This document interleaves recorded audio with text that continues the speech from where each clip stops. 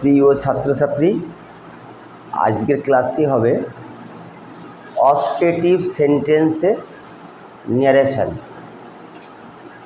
Optative sentence অর্থাৎ যে sentence বা বাক্যগুলি কোনো প্রার্থনা বা ইচ্ছা প্রকাশ করে, সেই সমস্ত সেন্টেন্স বা বাক্যগুলিকে আমরা অপটেটিভ সেন্টেন্স বলি। অপটেটিভ সেন্টেন্স একটা উদাহরণ লিখি। হি said to me, he said to me, may you be happy. দেখতে পাচ্ছ তোমরা অপটেটিভ সেন্টেন্সটি সবসময় মে বা উইশ দিয়ে শুরু হয়। কি দিয়ে শুরু হয়? মে বা উইশ দিয়ে। এটির অর্থ প্রার্থনা অথবা কোনো ইচ্ছা প্রকাশ করা হয়। এখানে মে দিয়ে সেন্টেন্সটা শুরু হয়েছে। এখন আমাদের প্রশ্ন হলো, তাহলে রিপোর্টিং ভার্ব যে আছে এখানে কি কিতে পরিবর্তন হবে? অর্থাৎ অপারেটিভ সেন্টেন্সে ন্যারেশন করতে গেলে রিপোর্টিং ভার্বের জায়গায় কি হবে?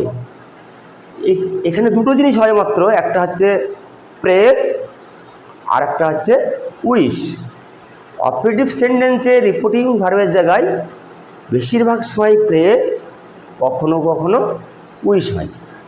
তাহলে আমরা এটাকে পরিবর্তন করি।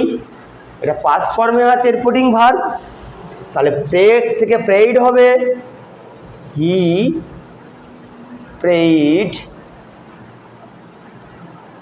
মি। একটা কনজাংশন লিঙ্কার বা সংযোজক হিসাবে দ্যাট বসবে। দ্যাট অর্থটা আমরা আবার বুঝি। হি সেড টু মি, সে আমাকে বলল, মে ইউ বি হ্যাপি, তুমি সুখী হও।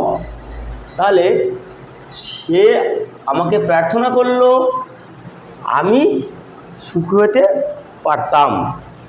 তাহলে সাবজেক্ট চলে আসবে ইউর জায়গায় আই, আর মেয়ের পরিবর্তে হবে মাইট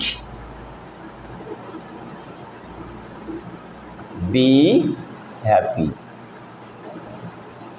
হয়ে গেল ন্যারেশন।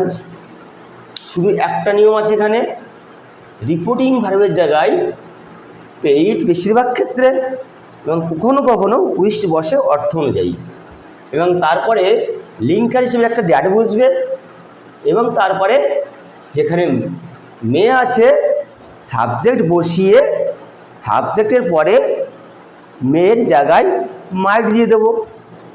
আর একটি উদাহরণ আমরা করি। উদাহরণটা আমরা লিখি।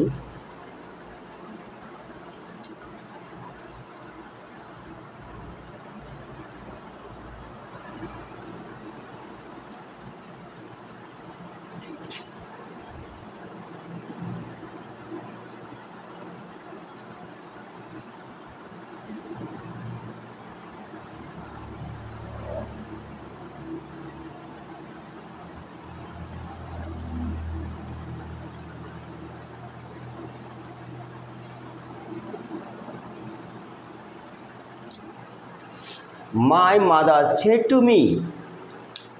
মাই মাদার, আমার মা, সেড টু মি, আমাকে বললেন, মে গড ব্লেস ইউ, ঈশ্বর তোমার মঙ্গল করুন, বা ঈশ্বর তোমাকে আশীর্বাদ করুন। এইখানে আমার মা আমাকে প্রার্থনা করলেন ঈশ্বরের প্রতি। তাহলে এইখানে আগের সেন্টেন্সটার মধ্যেই করব। রিপোর্টিং ভার্বের জায়গায় আমি কী দেবো? প্রেইড। এখানে সেইড আছে, রিপোর্টিং ভার্ব পাস্ট ফর্মে আছে, তাহলে প্রেটা পাস্ট ফর্মে হবে। My mother prayed me, my mother